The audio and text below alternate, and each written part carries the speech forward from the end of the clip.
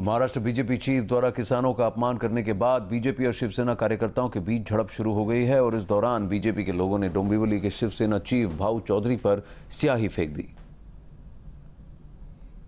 IPC 143, 147, 341, 504, 506, 135 BP act और arms act के तहत गुना दाखिल हुआ है और हम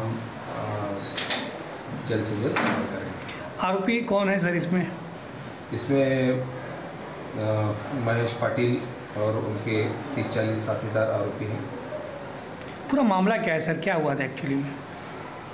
महेश पाटिल घर लौट रहे थे तभी इसमें वो घर लौट रहे थे तभी महेश पाटिल और उनके कुछ साथीदारों ने उनको हराया और उनको वेपन दिखाया और उनके ऊपर स्याही फेंकी।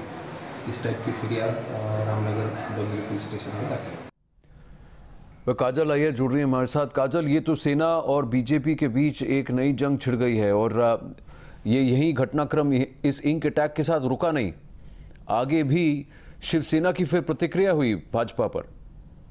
हाँ, शिवसेना ने जाकर जो बीजेपी कार्यकर्ता और बीजेपी का जो ऑफिस था उसमें तोड़फोड़ की है और उसमें भी मामला दर्ज हुआ है और शिवसेना और बीजेपी के बीच ये खींचतान काफी समय से जारी है और अभी क्योंकि जीएसटी और प्रेसिडेंशियल इलेक्शंस की चर्चाएं भी दोनों पार्टीज के बीच में विफल रही हैं, तो दोनों पार्टीज अपने अपने तरीके से एक दूसरे के प्रति अपना आक्रोश व्यक्त कर रही हैं और इसमें सबसे ज्यादा लोकल बातों पे ये आक्रोश व्यक्त हो रहा है। और जैसा कि आप देख रहे हैं कि कल जो राव साहब दानवे ने बोला था उस पर काफी भारी प्रतिक्रिया शिवसेना ने की है। कई जगहों पर राव साहब दानवे पुतले जलाए गए थे शिवसेना कार्यकर्ताओं द्वारा और ये जो शिवसेना लीडर जिसको आप देख रहे हैं जिसके मुंह पर कालिक पोती गई है, उसने कहा था कि वो राव साहब दानवे के मुंह पर कालिक पोतेगा।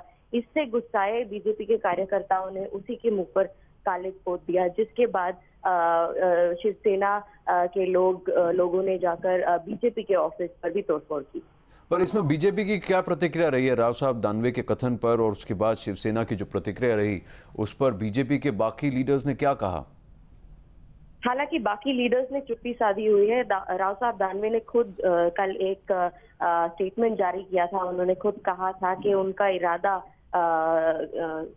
किसी को भी ठेस पहुंचाने का नहीं था। वो चाहते थे कि एक अपनी बात लोगों के समक्ष रखें और वो किसानों के बारे में कभी ऐसा नहीं कह सकते क्योंकि वो खुद किसान के बेटे हैं।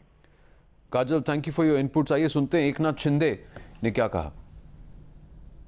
जो लोकशाही माध्यम से आंदोलन करना सबका अधिकार है, लेकिन आज जो भाऊ चौधरी जो शहर प्रमुख है उसके ऊपर जो जानलेवा हमला हुआ है, शाही फेंक की गई है, वो दुर्भाग्यजनक बात है, दुर्भाग्यपूर्ण बात है। मैं उसका निषेध करता हूँ और जिसने ये किया है उसको कठोर कार्रवाई करनी चाहिए, उसको अरेस्ट होनी चाहिए, कड़ी कार्रवाई होनी चाहिए, ऐसी मांग है। और कल का दिन जो दिया है उसके अंदर पुलिस ने कहा है कि उसे अरेस्ट करेंगे, अन्यथा लोकशाही मार्ग से लोग रास्ते पर उतर जाएंगे, आंदोलन करेंगे।